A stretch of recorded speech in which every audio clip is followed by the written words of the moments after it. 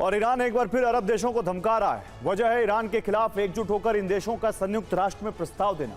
Iran के खिलाफ America के साथ अरब देश एक बार फिर यूएन से गुहार लगाने जा रहे हैं। इसलिए ईरान ने फिर चेतावनी दी है कि इसका अंजाम अरब को भुगतना पड़ सकता है। ईरान अरब देशों से बदला लेने के लिए हमला भी कर सकता है।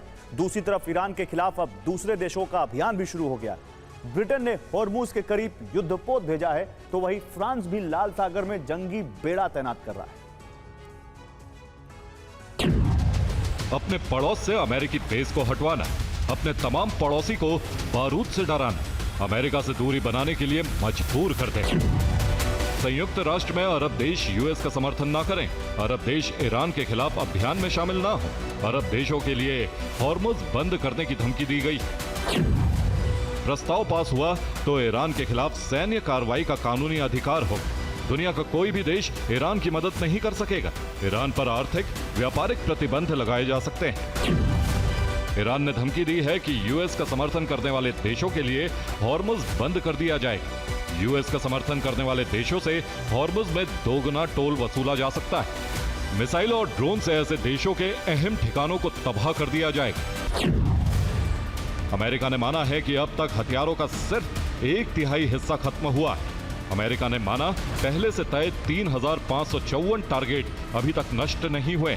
ईरान की सेना के कई ठिकानों को जल्द नष्ट करने की कोशिश होगी।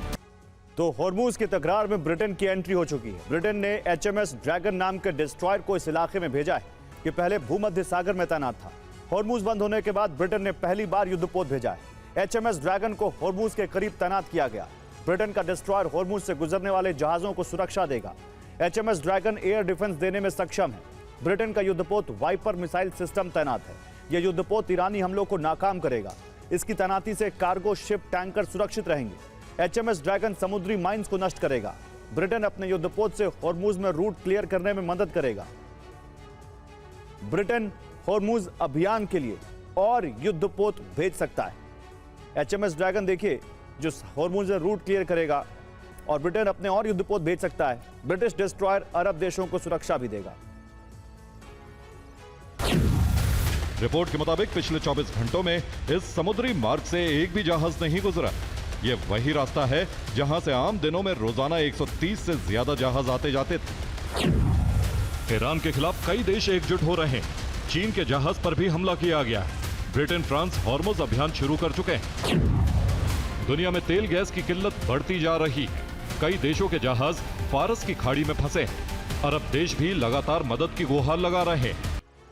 और फ्रांस भी ब्रिटेन की तरह मिडिल ईस्ट में अपनी नेवी भेज रहा है। फ्रांस का aircraft carrier Charles de Gaulle अपने बड़े बेड़े के साथ लाल सागर की तरफ चला है। फ्रांस लाल सागर में बड़ी तैनाती कर सकता है ताकि वक्त पड़ने पर इसे हॉर्मुज भेजा जा सके।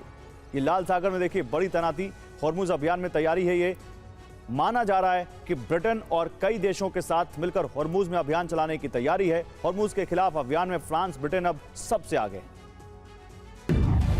प्रस्ताव में कहा गया है ईरान हॉर्मुज में जहाजों पर हमले और धमकियां बंद करे। ईरान द्वारा लगाए गए अवैध टोल को खत्म किया जाए।